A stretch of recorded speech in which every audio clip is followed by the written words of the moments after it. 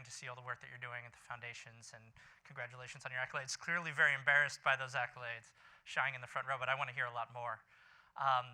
As I said, my name is Trevor Sumner. I'm the CEO of Perch, and we focus on a lot on the problem of physical retail and the interesting digital technologies that are being brought to bear and the merging of the digital and the physical worlds.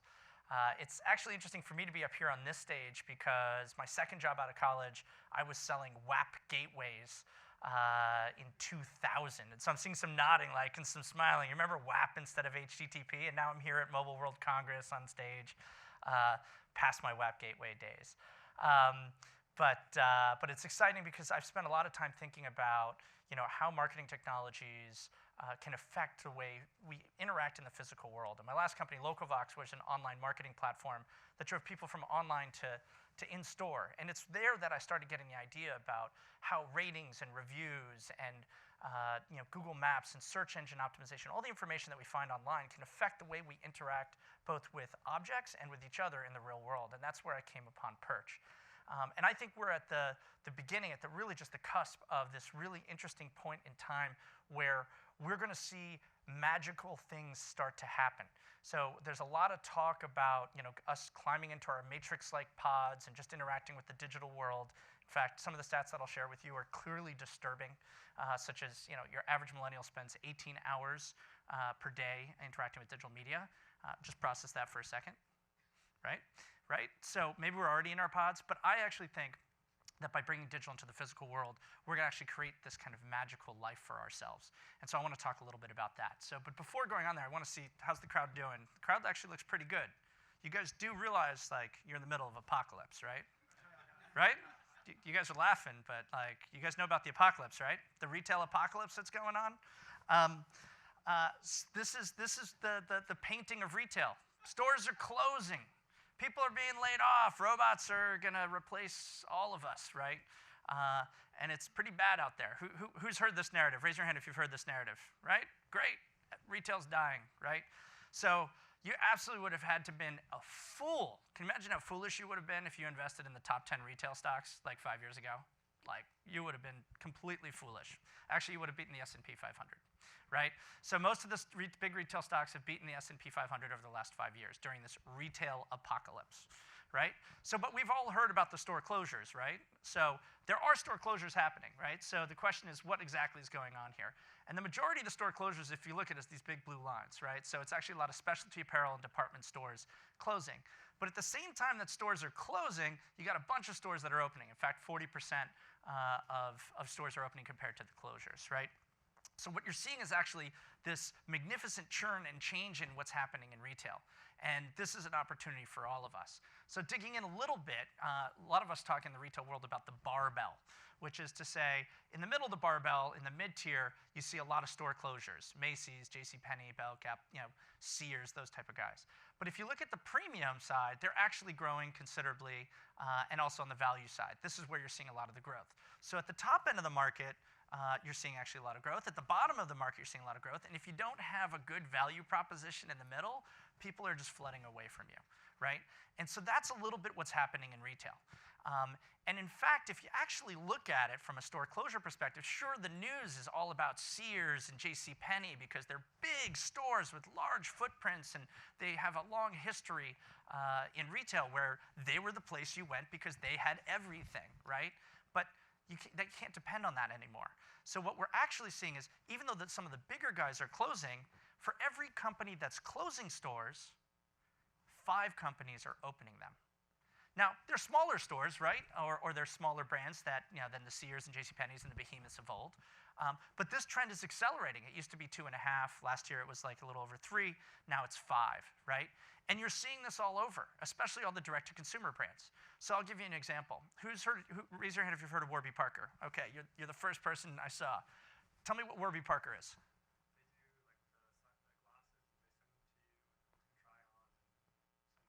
Right, so you look online and they send you glasses and then you send the ones you don't want back and you get them. So that's a trick question. Sorry, I set you up. The reality is Warby Parker used to be an e-commerce player. They now sell more in store than they do online. And they did that actually years ago when they only had 50 stores. Now they have over 100 stores. So Warby Parker is not an e-commerce player. They're a physical retail player. In fact, if you look at it, 2/3 of direct-to-consumer brands who've raised just $6 million have opened stores, right? Casper opening up 200 stores. Madison Reed opening up 600 stores. Bonobos, Allbirds, Away, all these guys that we've all heard of, they're all opening stores. If e-commerce is so great, why are they all opening stores? So the reason is that it's pretty easy when you get started out to buy some Facebook ads, right? Buy some Facebook ads, Instagram ads, you get some low-hanging fruit, you find people who need glasses, and you can target them really specifically, and you get them at a pretty cheap cost per click. But as you start scaling, you kind of lose that low-hanging fruit. And then all of a sudden, you got some other people in the market who are also bidding on the same keywords and the same audiences, and your cost to click goes up and up. Meanwhile, Instagram and Facebook is trying to squeeze all the margin out of the market. Their cost per clicks overall have gone up 40% in the last 2 years, right? Anybody do Facebook, Instagram ads here knows it. I see you crossing your head like, yeah, it's terrible out there. They're going to squeeze all the margin out of the market. And at a certain point when you get to scale, it makes sense to open stores. Because when you open a store, a lot of good things happen. And so, so one of the things I hear from people is, well, what about millennials, right? We're all trying to court millennials and Gen Z because, they're up and coming. If you look at the amount of wealth and the amount of money that they're spending, like they're clearly the kind of the future, the trendsetters. That's where we want to hit. Well, shouldn't I do that online, right? Well, the answer is millennials are twice as likely to visit stores as the boomers and the Gen Xers are. And in fact, Gen Z also, that's true, although a lot of those stats are skewed because they don't have credit cards yet, right? At least they didn't. They're getting into the credit card phase. So it turns out, even if you want to court millennials and Gen Z, you want to open stores. And you know who knows this? The biggest e-commerce player in the world, Amazon, right? Amazon, right? So they're opening up bookstores. They're opening up, they bought Whole Foods. And in fact, they just recently announced in LA that they're going to have a new grocery chain, right? So they're going into grocery. They're opening up new stores. They have Amazon 4-star, where they just take products that are 4 stars and above. They've got, basically, they're building a physical retail empire, including Amazon Go, which you guys may have heard of with the cashless checkout, right? Their future is betting on physical stores. So if Amazon can't be e-commerce only, if Amazon sees the future in stores, why do we keep on talking about this retail apocalypse? And what is happening right now that is reversing that trend and that story around the retail apocalypse? And the reality is, a lot of it is about bringing digital competencies into physical stores. And a lot of that is around IoT. And so I'm going to talk a little bit about various different opportunities in IoT, from customer experience, payments, operations, supply chain, everything. And it's going to create this actually really massive treasure trove of data and treasure trove of differentiated experiences and ways that we can connect with products in new ways that's going to be exciting again. And so if you actually look at the massive opportunity here in IoT, and I agree, it's a relatively new term, but 96% of retailers are ready to implement IoT right now. And it's going in every area of the store, from mobile coupons, cashless checkout, supply chain optimization, wayfinding in the store. The entire store is going to be intelligent. It's going to deliver personalized media. It's going to track where you go in the store. And if you haven't looked up in stores, believe me, they're tracking you right now. So if you look at where store tech looks right now, this is one of those helpful diagrams from CB Insights to tell you how many people are working on an industry, right? There's a lot. And so I just did a quick kind of, let me give the worst case scenario of how many people are in IoT and cover them in green. The reality is there are a bunch of these other guys that are also IoT, but the majority of what we're talking about in terms of the future of retail store tech is IoT. And so this is an exciting time. The question is, well, what does that mean for us? What is this going to enable us to do that's completely different? And how can we reimagine retail in a way that's exciting? Because one of my favorite quotes is a guy, Stephen Dennis, who said that physical retail isn't dead, boring retail is, right? The days of putting products on shelves and being the Sears and JCPenney where everything's available are over. Amazon has over 200 million SKUs, including their marketplace, online. You can't have more SKUs than they do, right? And it's more convenient, right? In fact, if you look at Amazon, and I love this quote, is that Amazon really has solved buying, right? If I need Old Spice deodorant, I could just put in a search bar, click one click, and it's at my door the next day. It used to be 2 days, now it's next day, soon it'll be drone delivered within an hour, right? So they've in many ways solved buying. But by putting such a focus on the convenience of buying, in many ways they've killed shopping and distracted the whole industry from thinking about what should a shopping experience look like, right? So we were talking about millennials a little bit, right? And so this is the stat. Millennials spend 18 hours of media use per day. Now, I'll be honest, there's a little cheating here, right? Because if I'm watching TV while on my iPad, that both of those count, right? So I get an hour on the iPad, an hour on the TV. But if you add them all up, that's 18 hours. That feels a lot like us, climbing into our matrix-like pods.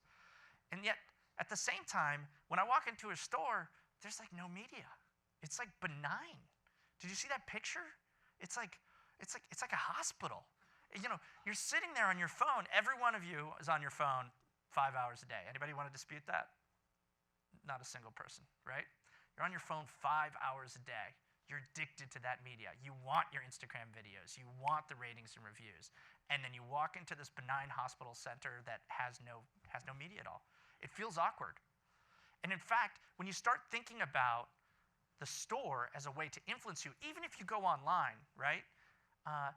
Stores actually drive incremental increases in sale in e-commerce. So, this little quiz here. So what's the average increase in web traffic after a new store is opened? Who wants to take a guess?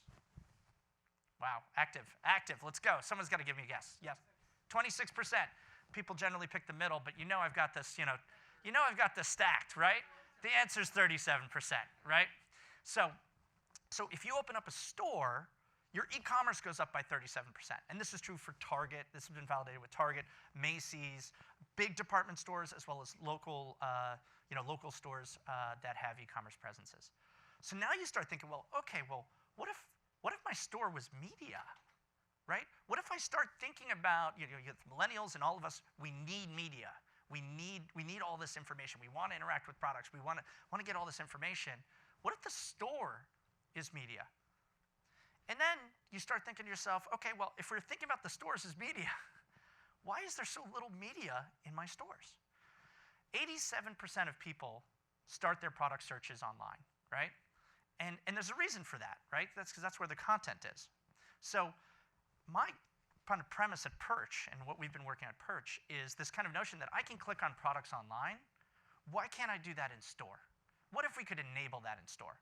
And let's work backwards even. Like, imagine Amazon.com, right? Imagine if you couldn't click on a product at Amazon.com. How terrible would that site be? What would it look like? Pick a category. Let's say beauty, right? You go to the beauty page. Here's a bunch of beauty products, little images. It's got the name of the product and a price tag and a buy now button. That's all it would be. That's what it would look like right here. And you got to pick it. You got to buy it right then and there. You can't find out any more information than that. Who would use that site? Isn't that what retail is? Right? Exactly. It's a product name, it's a price point, and please buy it now, right? But the reality is that the future of the store as media could be much richer if you think what the click is. Imagine looking at this store and saying, what if I brought in all the content for every single product in front of you? What if I went to the Ray brand and I could see all the brand marketing that Ray-Ban has invested in, why their glasses are $120 when, 10 years ago when they took over, it was like, it was down to $20, right? Brand marketing. All the celebrities that are wearing this dress or that dress, what if I could bring that content in? This is a shoe. Here are the other colors that the shoe is available in. Here are the different sizes. Here's how you can outfit it. Here's how you can style it. Here are the ratings and reviews. Here are the accessories that go with this product or that product. What if you could bring all of that in store? And so that's what we've been working on at Perch. And what we do is basically use computer vision to detect which products you touch on. Because the moment I pick up a product, to me, that's a click, right? That is me saying, I am interested in this product. Tell me more about this product. And every time I talk about Perch, no one really understands what I'm talking about until I show videos. So I'm going to show you a couple videos about what this looks like in this new imagined world where we can combine the best of digital and physical shopping. So the first one I love. It's Joe Malone. It's a fragrance company. And the moment that you touch a fragrance, it animates into honeysuckle and lemon or wildflowers and sage, right? And you get some oohs and ahs in the crowd always. And part of what we're doing is creating surprise and delight. You guys have heard about surprise and delight being important in products. Surprise wakes you up. Delight says, I like this product. It makes your brain pay attention to the fact that you like a product. And so what we've done is embedded digital into the cabinets, the cases at Joe Malone, and then using computer vision, we detect what you're touching. And so now we can tell a product story, any story, right? And so most people say, oh, well, bring in SKU information, colors. We can do that.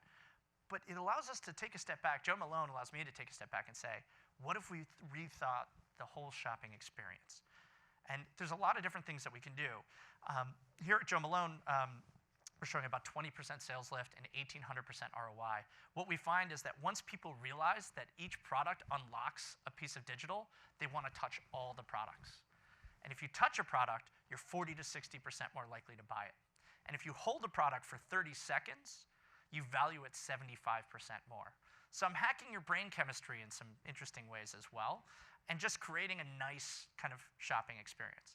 But this doesn't have to be luxury. I'll give you another example. We're working with Johnson & Johnson. So you go to your local grocery store, this is at ShopRite, and the moment you pick up a Band-Aid, I know you've got cuts, right? So I'm gonna tell you about Neosporin. I'm gonna tell you about pain cream. You pick up Zyrtec, I know you have allergies. I'm gonna sell you Zyrtec for prevention, Rhinocort for your nose, and Visine for your eyes, right? It's a cross-sell opportunity. So even in mass market CPG, all of a sudden you can unite digital content with every single product on the shelf and let it tell its story, right? And the result of this is a 62% sales lift. Additionally, we can start seeing data like the top left Zyrtec, that's the 30-pack, and the top right is 72-pack. We actually watched as 30-pack went down and 72-pack went up because people felt more comfortable in the products, because they watched the messaging and they understood what the thing was for. Can you imagine, the 4-point print? Have you guys tried to look at the 4-point print on most product packaging in CPG? It's impossible. I have really good vision. If it wasn't for that bright light, I could read signs at the end of the room, right? So, but 4-point print, it's just, ingredients. Am I allergic to this? These are the types of questions that people have that you can't bring in. And Johnson & Johnson has spent a lot of money on videos, Jennifer Aniston for Aveeno and Kerry Washington for Neutrogena. And none of that makes it in store. None of that investment that's already paid for to help you along the shopper journey is there. But it's not just media that you can bring in to the shelf edge, right? We see the future also in applications. So this is an example of Kate Spade. They've got these really cool purses, and they're configurable. And so you get a base purse, and then you can configure and have different flaps, different straps. In fact, you can buy multiple flaps for the same base and have multiple purses in one. And so the moment you touch a purse, up pops the interface and allows you to customize your purse, add different flaps and straps. Now, for a salesperson, it would take them about 30 seconds to pull off the flap and then get a new flap, right? So for this, it's just much faster, right? You can go through many more combinations much more quickly, see the different videos about how it works and how to attach it. And so now you create either a self-serve mode or what they call their muses, their customer service people. They will actually come and walk you through this experience, right? So this is a powerful example. And in fact, I generally don't put it in writing, but we're showing 80 to 180% sales lift for purses at Kate Spade, and we're seeing double-digit increases in number of flaps and straps per purse, so more accessories for your accessory, if you will. So this shows an ROI that's above 20x, right? So that's an example of an application that was existing online to configure your purse, but now you can bring it in store, right? I'll give you another example. Trying on makeup, right? So I'm going to lose about half the audience that are men. Trying on lipstick is terrible. Imagine trying on 5, 10 different colors. You look like the Joker at the end of it, right? So it turns out like this is really, plus it's not sanitary. Here, the moment you touch a lipstick, it puts it on your face automatically using augmented reality, right? So this is a magic mirror. The women are smiling. The men are like, I'm not sure I get it. I'll talk to my wives. Believe me, it's a problem, right? And even better, you can actually say, tell me the eye makeup that goes with this, and then it'll put the eye makeup on. Plus, we all like to take selfies of our friend. Does this color look good on me? And then you can take it, share it to Instagram. By the way, the most passionate people who go through this demo are by far the men, right? Purples, greens, pinks, bold colors. It's freeing. You didn't even know you wanted to shop lipstick this way. But the women all knew. They're like, oh, it's about time, right? But this is exactly the types of things that you need to start thinking about in terms of the types of challenges that your shoppers are having that you can solve through IoT. And so a lot of people come to me and say, oh, this is really great, but like, don't we already have digital signage in kiosks? Like, don't we already have this stuff? Isn't that old stuff, right? So the answer is, this isn't a digital signage or kiosk. In fact, I think we're going to do an LL Cool J type of Christmas video that's going to be like, Mama said knock you out, except don't call us a kiosk. Like, it's going to be good. You'll be on our Christmas list. I'll send it out. But there are a lot of similarities between what we do and digital signage and touchscreens. But the fundamental difference of using computer vision, using sensing to detect what people touch and automatically respond to the media is super powerful. The CMO of Periella said it really nicely, is that nobody wants to go interact with a kiosk. The nice thing about Perch is it comes to interact with you, right? And the reason is because we have that IoT intelligence. It's not a dumb screen. And I hate to throw digital signage under the bus, but there's the bus and there you are, right? The reason is, to me, digital signage is like banner ads, right? It's over there, it's looping, it's not personalized, it doesn't know what I'm doing. It doesn't react to what I care about. There are 100 products on the shelf. Telling me maybe it's Maybelline is not enough. Tell me about this product I have in my hand, right? Personalize it. Bring the media to me. Don't make me pull out my phone. Don't make me scan a QR code. Don't make me download an app or give me my phone number. Just tell me what I need to know very seamlessly through the shopper marketing kind of process. And so what we're seeing is a significant difference, order of magnitude difference in terms of engagement. So if you look at the engagement of kiosks or digital signage, they're between 0.7% and 1.4% of shoppers.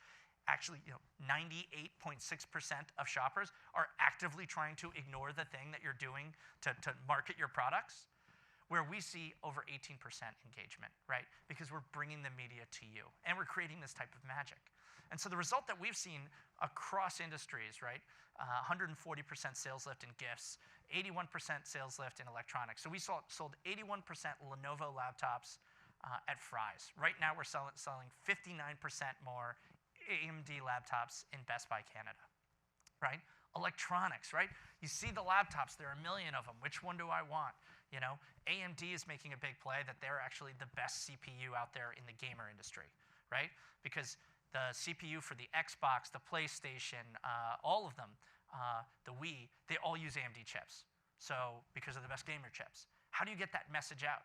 On a 3x5 card at Best Buy? What do you say, right? So, for the first time, they can actually get their message out, tell their story, right? And so a lot of people say to me, well, why do we need these things? Why do we need IoT? Don't I have a mobile phone? My mobile phone is on me at all times, except when it might interfere with a mic, right? Why can't I just use a mobile phone? And the answer is you can, but there's some challenges right now with mobile phones and mobile phone adoption. One is, imagine everybody shopping at Target or Walmart, running into each other like this, right? There's a little bit of a problem there, right? It doesn't create a kind of a good shopping experience. Second, most of the time you need the mobile app of the retailer to actually get the benefit of the information there, right? And the mobile app penetration is sub 10%, with a couple exceptions. Target just announced its new loyalty program, and it's mobile only. And there's a reason. They are trying to drive mobile app adoption, but it's just not there yet. You're losing 90% of your shoppers if you depend on the mobile phone. And the reality is, what you pay to acquire a customer on mobile is pretty expensive, right? Not just on a cost per acquisition basis, but the fact that the reason that you download the app on your phone is to get discounts primarily, or loyalty points, or other things. And if you look at the total cost of acquisition to get that mobile experience, it's actually quite high, right? And if you're going to put me on my mobile phone while I'm shopping, I'm going to do an Amazon price check. I might end up in Amazon and not at you. So all of a sudden, you're taking people away from the physical shopping or experience and trying to get them on their mobile phone, where you have a lot of weakness there. And then lastly, the screen is pretty small, right? Like that Joe Malone magic experience, right? That animation, it would look terrible on a mobile phone. It would look cheesy. And here we get oohs and ahs. And so, this future around mobile is around kind of connectivity to the physical items themselves in ways that are more seamless and automated. And so we've heard this story before. Beacons. Remember beacons? Why don't we hear about beacons anymore, right? Beacons were the future, right? 3 or 4 years ago, 5 years ago? No beacons. What happened to all the beacons? Well, it turns out that when you give marketers a new shiny object to message people in the store, they go a little nuts. And you're walking down the store, and all of a sudden your phone starts buzzing every 2 feet about, we got this coupon, that coupon, you picked up a Pepsi, you should buy a Coke, and da-da-da. And all of a sudden, your battery's out, and you're like, what just happened to me, right? You just got mugged by marketing messaging, right? And, this is actually a real problem, right? Which is, when we think about how we connect each other and how we connect to the objects around us, there are a lot of objects. It's a many-to-one relationship. We've got to be a lot smarter about the power that we wield, right? And we can't just deluge shoppers with unwanted messages, which is why I love Perch. Is like, I care about this product. I have it in my hand. But there are ways to start connecting products to our phones in ways that do create value, right? I think beacons still have a future. Whether it's beacons or NFC, RFID, there's a bunch of different technologies out there where you can mark different items. But there are ways to do this that, again, solve a shopper problem, right? Wayfinding, trying to find your way through large department stores, trying to find the item that I'm looking for, never having to look, where's that Home Depot guy, right? Like, what if I could just know exactly where to go? It led me right there, right? These are real problems that we can solve and then actually add real value. And I think there are a bunch of different technologies out there that can be helpful. In fashion, how do I style this outfit is one of the big challenges, right? Like, I've got this beautiful black sweater or this black dress or whatever it is. How do I style it? And there are a bunch of different online companies that are tackling this: Stylytics, Find Mine, Curate, and others. Why don't we bring all of those in store, right? What if the moment that you picked up an item, it said, here's how you style it, right? And you're like, oh, I've got those tan boots. I've got this. I've got that. And all of a sudden, you visualize the item on you and how it could work. Right? So a lot of what we look at is focusing on solving real shopper problems in retail, right? And then, part of that is also understanding that the customer, shopper journey occurs from in-store, online, back to in-store, back to online, and ping-pongs back and forth. And so, we've been talking about multi-channel and omni-channel in terms of the world. Now people are talking about just the customer as the channel. How do we make all of these not just, I'm working each channel separately or even together, but also recognize how do I get the analytics about a customer as they go from online to in-store or in-store back online, so that I can provide them the right information at the right time with the context of what they've already done along the journey. And so part of what we look at and part of what we look at in IoT generally is analytics. And once we start instrumenting all of this behavior, we can start looking at the shopper journey in really new and interesting ways. So I talk about clicking on a product to get more information, right? One of the things that's exciting to us is that if you look at the media, so you pick up a Neutrogena bottle, there's Kerry Washington, or at Macy's, when you pick up Lancome, there's Julia Roberts, right? Because they paid so much money for these spokespeople. If you look at it on a cost per click basis, as the click being the pickup, we actually deliver media at 75% less than the cost of Facebook. 75% less. And I'm holding the product and 20 feet from the point of sale, right? So if you have Julia Roberts, now is the time to use them, right? And we can start looking at it, the media measurement and the shopper engagement measurement across every area of the life cycle. Now, in the past, retailers just have store traffic at the top and the brands, and then sales at the bottom. And the brands would only get sales data. They wouldn't even see the store traffic data because retailers won't share it with them. Now that we instrument the shelves, the brands can see how their products are doing on the shelves themselves because they're sponsoring the shelves themselves, right? And they can see everything from how many people walked by, of that, how many people came to the display, of that, how many people picked up this product, of the people who picked up the product, how many people engaged on the screen, of those, how many people took the product away and bought it, and compare everywhere along the shopper journey. And what that means is you can now start optimizing at every piece with the marketing, right? So you can start to A/B message testing. I'll give an example. One of our CPG clients recognized that their least selling product actually had the most effective digital.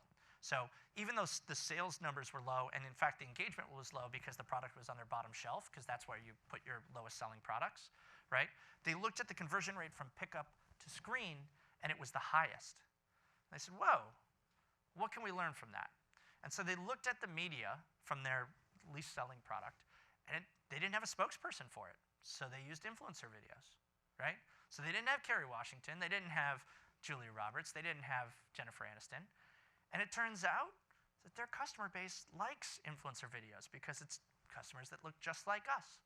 So they relaunched their entire experience across their whole products with influencer videos and saw a 20 to 30% digital increase from pickup to screen and a 10% sales lift.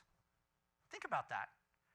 They had no insight into what was going on and what works in store. And because of this, because of being able to instrument every single action, now they could optimize for it and get a 10% sales lift just by shifting out a video. Now extrapolate that out, right? Extrapolate that out to the nth degree where you can do multivariate testing, where you can look at demographic and segmentation and treat a millennial man different than a Gen Z woman. Now that's what we do online, right? When you go to a website, each one of you sees a different experience than I do on Amazon. What if we could start doing that in store? What if we can start tracking the in-store sales behavior to what you see online afterwards? And so this is kind of like the new era to me, which is the kind of bringing the digital competencies of online and optimization both in terms of marketing, in terms of inventorying, supply chain, personalization, and bringing that to in-store. And so you can start looking at different ROI measures of in-store. You can look at sales lift, which is the easy one. You can look at this cost per click. You can look at, Kate Spade, you can actually put your email in and can complete the purchase online. You can look at the cost per email or mobile CPA. And I'll tell you, our mobile CPAs are competitive with what you find on Facebook. The store as media is this powerful concept, but then you have to start thinking about, how do I measure the store as media? And it turns out you've got a lot of media stats that you can compare them to. And to me, what this means is that the media budgets that are currently spent online, there's going to be a massive multi-billion-dollar shift from spending media to online, where Facebook and Instagram are squeezing out every cent of margin, to in-store, where you know you're targeting the customers who shop for your products, who are interacting with your products right then and there, and where you can get data about real-world shopper behavior, because physical stores still generate 85 to 90% of the transactions. And this is what it means to me when I think about IoT, right? IoT is about bringing the magic of digital into the physical world. And I think that opportunity is actually greater than VR, right? I think our interactions with the physical world far outnumber the number of times I want to put on a goggle set and climb into my Matrix pod, right? And it will be that way for the near future. And so IoT becomes this massive, massive opportunity for us to relook at the world. So I'm going to talk to, that's Perch and how we think of the world, but this is happening throughout the store. So if you've ever looked at the ceiling of a Target or a Walmart, there are probably almost as many cameras as there are shoppers, right? And they're looking right now at what traffic flow looks like. The real reason that they're looking at you is what they call loss prevention, which is a nice way of, please don't steal our stuff, right? So that's where it got started, with around loss prevention. But then they said, okay, well, let's start doing heat maps about where people are going. And so I can say, hey, there's this really kind of giant heat map of where people go. Shouldn't I put my best-selling products there? Shouldn't my best margin products, maybe my private label products where I can achieve higher margins and profitability? Start looking at this. But this is where we are now. In the future, and near future as in kind of almost now, the future is here, it's just not evenly distributed, is that basically they're creating kind of stick figures of your body and see where you're touching with your arms. And you may have seen this with standard cognition. There's some great videos out there looking at what you're touching, figuring out which products you're interacting with. And then not just, hey, they touch the Campbell's soup, is after people touch a Campbell's soup, they go over here and they touch this other thing. Are there ways to cross-promote complex behavior and look at your journey throughout the store and how interaction in one section of the store affects others? This is where we're going. And so in order to get there, IoT is going to affect every area of retail, right? You're going to want this type of data where you conduct transactions. You're going to want this type of data where you track customer traffic flow. You're going to want this type of data where you're delivering promotions or coupons or any of it. And so this is an example of a diagram that I've seen just around video analytics, temperature sensors. Certainly vaccines are much more sensitive, but you wouldn't believe the amount of waste that's created because of temperature issues at retail. And you can actually instrument all these things and get, if lettuce or whatever the produce might be goes below a certain temperature, you can start sending alerts and save quite a bit of time just on servicing, on replenishing your inventory, et cetera. There are going to be sensors everywhere. So the first thing you're going to start seeing is the areas where either it reduces the friction in shopping, in physical shopping, because online there's no friction or little friction because you can buy now with one click. And then you're going to see things that increase the experience. So one of the big frictions, as we all know, is the checkout line, right? So Amazon Go, has anybody been to the Amazon Go? Raise your hand. Yep. What'd you guys think? Good? Awesome? Pretty cool, right? It's pretty cool. Their number one selling thing is chicken banh mi's, right? And that's the big thing that they look to share. I go to a lot of retail conferences. That's what they tell you, right? Chicken banh mi's. That's what I got out of their presentation. It's a concept, right? It's cool, but it's a convenience store, right? But what happens when this starts getting deployed everywhere, right? And so what you found is a quick list of startups that are going with cashierless checkout and checkout automation immediately. You may have heard of Standard Cognition, Skip, BuyBuddy. There are a bunch of these, and these are being deployed right now. And interestingly, not everything is successful. Walmart started to try and do this. Turns out loss prevention became a bigger issue, and they waited back, right?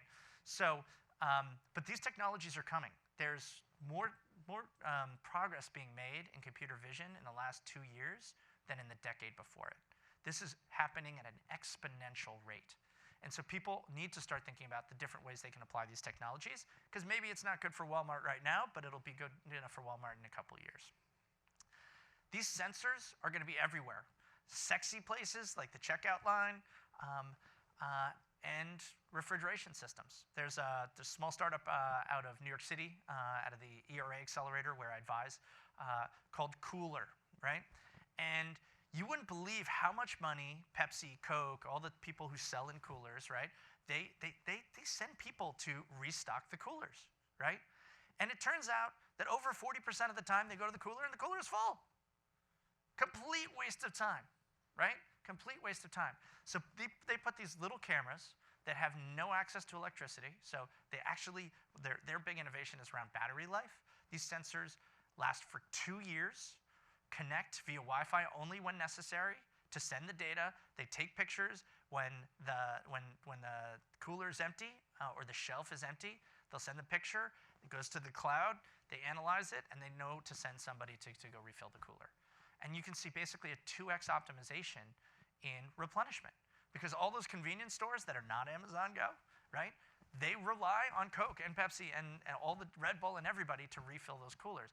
And oftentimes, right, it may be empty or maybe full. Sometimes a Pepsi cooler is filled with Coke products. Now Pepsi can say, hey, whoa, what are you doing here, right? So you can do brand enforcement, planogram enforcement. These little sensors are, super inexpensive, and they're going to be everywhere, right? And so, part of the negotiation here is between brands and retailers, right? And part of the way that this is going to open up the world is the changing roles of the brand and retailer relationship. So, for example, at Macy's, we just redid their Macy's fragrance bar, which is awesome. And it has, 30 different fragrances, basically organized by fragrance categories: spicy, floral, woodsy, etc. And it's the first time that Chanel was merchandised right next to Gucci, right? Because if you're Chanel, you're like, that's the enemy, right? But the reality is when they looked online, people wanted to shop by fragrance category, right? And so this just couldn't happen in store because Lancome has Julia Roberts and Dior has Jennifer Lawrence, and they want their dedicated stand. And now, for the first time, they can actually merchandise it, right? And at the same time, brands get analytics and can get that rich media in as well. And for a lot of different retailers, the relationships are often using co-op dollars, right? So like Best Buy, if you want to be highlighted at Best Buy, you actually pay money to get highlighted at Best Buy. So the secret thing is like retailers don't necessarily make a lot of margin on the sales of the products. They make a lot of their margin from their relationships with the brands. They create premium real estate and differentiated services, and they sell those to brands. And at the same time, brands are saying to themselves, I don't want to rely on retailers because retailers are launching private label products and they're actually starting to compete with me. I want to go direct to consumer and I want to have a direct relationship with my consumer. And so one of the things to think about IoT is the way that we can break down traditional models and offer things to either brands or retailers in new and different ways, where brands get intelligence in ways that they've never had before, or where retailers can sell premium real estate to brands in ways they couldn't before. And so this is operating and creating new models of interacting. There's some interesting ones like Bulletin or Beta you may have heard of, where there are new opportunities to leverage these type of IoT technologies and create completely different retail models that turn out to be much more profitable than traditional ones. And you're going to see these type of models start happening as we instrument the entire store. So I'll give you an example. Get ready for inventory detection, right? So you saw Cooler as a camera, but soon you're going to see Tally. And Tally's just going to be roaming the hall, looking at out of stock, price errors, my thing's not being priced correctly. You wouldn't believe how much money brands or groceries spend to send price people into other stores to see what the competitive prices are, right? Now, potentially, you can see free markets of information. That might be interesting, right? But you're going to start seeing robots in stores looking at inventory, planogram enforcement, which products are in and out, and actually being able to relay that to brands. You're going to see robots opening up buy online, pick up in store. You guys have heard about how this is going to happen. The retailers are saying, my stores are not a liability. They are an asset. They are a distribution center, right? We're going to see smaller formats in the front of the store, larger formats in the back of the store. Has anybody looked at what the back of the store looks like right now? It's pretty crazy. Check this out. This is what grocery packing robots look like. This is what the back of the house of a grocery store now looks like, right? You've got robots going everywhere. This is from Ocado. And this is the level of sophistication that you're going to have around physical retail locations in the back. Now think about the amount of money and infrastructure and sensors and data that has to come about to make something like this happen. And then think about the advantage that you will have by having these physical distribution centers that an Amazon or other can't really compete with. This is why Target and Walmart stock are up so much and beating the S&P 500. They are deepening their relationships with customers because of the physical world relationship that they have that Amazon cannot compete with. The reality is Amazon 4-star stores are terrible. I said it, right? Bunch of products on a shelf. They don't even bring in their media. It's just like, this is a 4.5-star product. Like, great. Can you show me the reviews? No. This is Amazon, right? So a lot of the advantages are coming from the physical world. Physical relationships, physical distribution centers, being proximal to the customer in new and convenient ways. Now, this can go well, or this could go badly. Let me give you an example, and you tell me which one this is. You got the sound?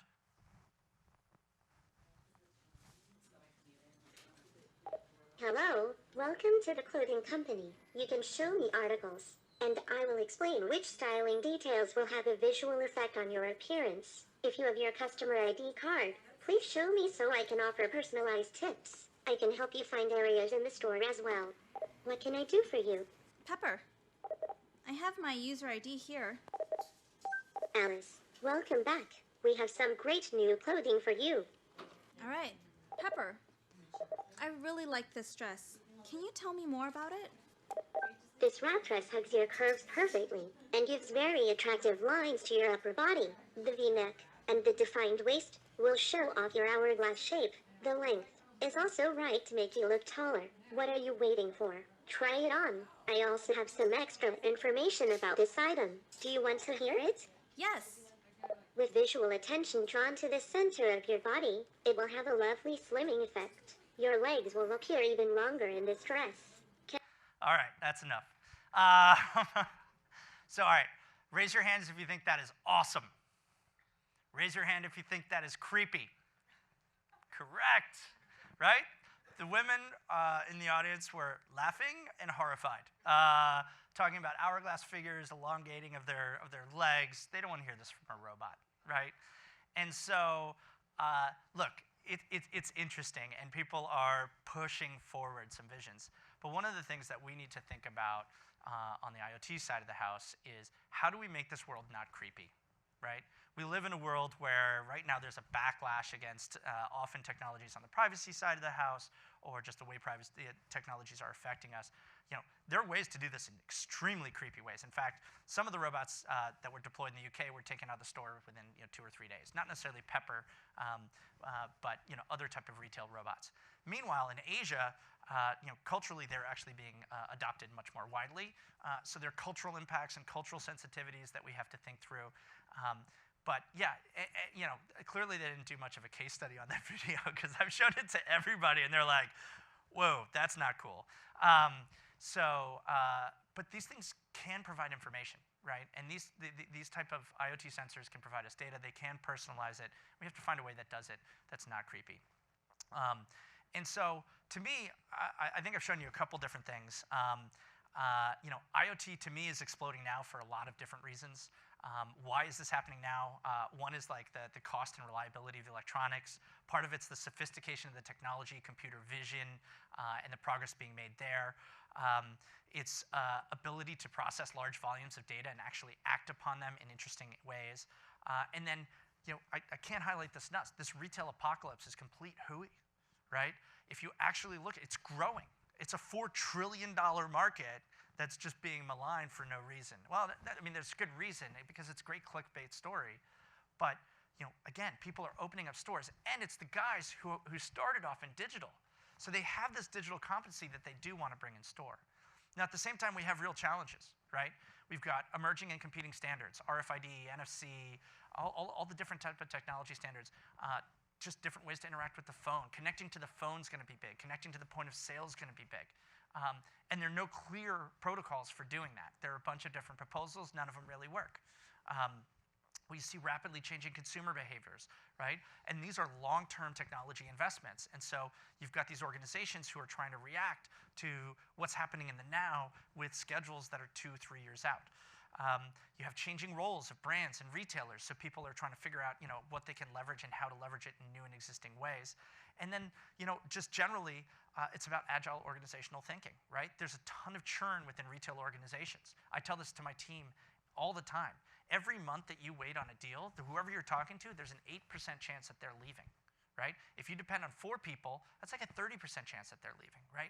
So time is of the essence with these things. So you need agile organizational thinking to cut through this and make it successful. And then the other piece about it, and I want to tell just a kind of little story about how I lost $200,000 by saving $100, is right now it's very hard to build a reliable product, right? When you have data that's 90% good, you have no data, right? When you have to go in store into the physical world and fix something because it's not connected to the internet, it's super expensive. If I have to send a technician in store, that's $300 out of my pocket. I'll tell you, the Perch displays cost $200 to $500 a month. I lose a whole month the moment I have to send somebody in store, right? So we did this pilot in Israel, and we used a non-Vodafone partner because we had not been associated with Vodafone yet. I know. I was naive. I should have known better. And they were having trouble connecting to the internet. And, IoT, the I stands for internet, right? So we ended up sending people in stores. Then they swapped out computers. Then we couldn't keep track of which was which. And basically, this pilot, which was $200,000 a year, canceled on us, right? And it worked. The sales lift for the working stores was 30 to 80%. They were super excited. They were like, you guys just can't get this to work in Israel, right? And so when we think about what it's actually going to take to, like, e-commerce, like, if you remember Twitter and the fail whale, that thing would go down like every 30 seconds, right? And if something goes down with your software, you can just re-update it, or you can go backwards, and like often if you make the wrong change in IoT, the device goes offline. Now you're in trouble, right? And going back to my WAP gateway days, it's like no single point of failure was a big, thing for me, right? And so you've got to really think about how to make these things reliable. Because yes, you can bring these digital competencies to the physical world, but the physical world has real power and it's different. And so a lot of people are scared of hardware, and they should be. A lot of people are scared about, how do you enable asynchronous, things that work on their own without the internet connectivity? How do you build self-healing devices? So for Perch, you can lose the internet connectivity for weeks on end. If it gets back online, it just connects back up. It's been working the whole time. But eventually, we do have to get it back online, right? And so how do we start thinking through these devices and these sensors in a way that we don't have 10% failure rates, that we are 2 nines or above? Because otherwise, you're throwing out all your data. And so I've talked about a lot of different things today. To me, I hope I've painted a kind of future where we're not climbing into our matrix-like pods, that it's not digital that's going to consume us.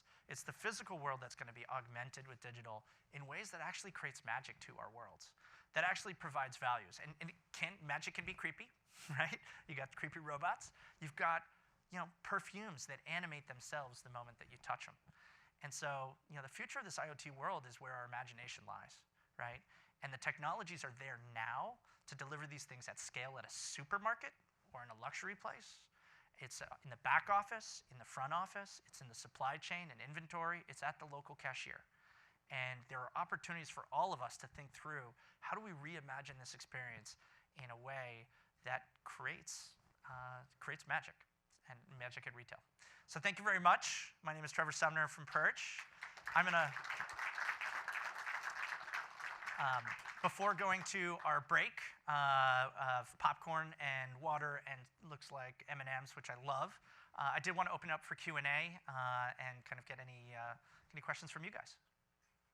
Any questions? Hey, Trevor. Will Hughes with Vodafone here. Planted question. No. That was a great, mind-blowing refresher on retail. It reminds me like the music industry has shifted dramatically. We go online for digital, for content, but it's all about the show. If you want to make money, you got to tour, you got to put on a performance. And I think that's why we're still attracted to bricks and mortar. It still creeps me out with the amount of third-party data that can be leaked out of any number of these systems. Do you see, and I think that's a core competency of telcos, protecting user data and enforcing regulations that we often overlook. Do you see any regulatory vision or headwinds with these sort of systems that we can take advantage of our core competency and offer solutions to? Yeah, I could see me not being able to pick up an item because they checked my credit rating before I came up to the shelf, right? Yeah, no, I don't know how bad your credit rating is, but you can't even touch the products. That's probably a loss prevention issue and a criminal record issue. I think it's going to be different also geographically. What we're seeing in Europe is, they've passed GDPR well ahead of the US. California is moving more towards the European model with the recent legislation on privacy. And in ways, California also with like the exhaust laws and auto, they actually basically force everybody to adhere to their laws. It's going to be interesting to see. There's actually now legislation coming out of the Trump administration to try and overrule that, right? So it's going to be interesting to see both states and national figure out how that's going to work. I don't know. I think it's hard because technology is moving so quickly and our government moves so slowly and bureaucratically, often by design. These are technologies, I think they're still trying to figure out what to do with Facebook. And Facebook's a 10, 15-year-old company. For us, I think ultimately it becomes part of our job as solution providers to really think through what is okay and what's not okay. So we don't collect any PII. We don't sync it to the cloud. Any video, there's no videos of you, there's no images of you into the cloud. It can't be hacked. Basically we can see anonymous 40-year-old male has touched a product, right? So none of that is sensitive. But increasingly, you saw the scan of the QR code with Pepper. You're going to see facial detection, which you may be seeing at the airports now. Delta, they have a new system that just I don't even have to check in. It just literally walk through the line, takes a picture. It's like 41E, middle seat, tough ride home. That's true. That's actually 41E. I just checked. But but yeah, I think it's incumbent on the technology providers to do that, and I think the challenge is trust versus money, right? That there is money in this data, and there's money in sharing this data, and so what will you take money for? And I hope that consumers will be educated enough to make a decision based upon that trust factor. I feel like it's swinging back. You feel like what you're doing with, like, if you've seen Apple's marketing, it's all around privacy, right? They're throwing everyone under the bus and saying, everybody else, you're not trustworthy. And you know what? I think it's true. I think it's true, right? They'll sell any type of money, any type of data for money. So I think you need to start seeing carriers who have clear statements about this. We've seen, kind of missteps around access to data, whether, just everywhere. It's also about protection, like how we're dealing with breaches. Right now, if you can't prove a monetary damage, there's no way to sue for breaches, and we know that just having my data is actually monetary damage. So I think we're going to see some regulatory changes along that, but I think it's going to be a long time. Because you need alignment of the House, the Senate, and the presidency. And right now our politics are more, they're just more. They're just more. Any other questions? Okay, all right. Well, I'm going to be here during the popcorn break. And next up, we're going to have a nice talk about the digitization and on Vodafone, and as well as we're going to have a nice panel. So please join us, and I'll be here after if you want to ask any questions one-on-one, but thank you very much for having me.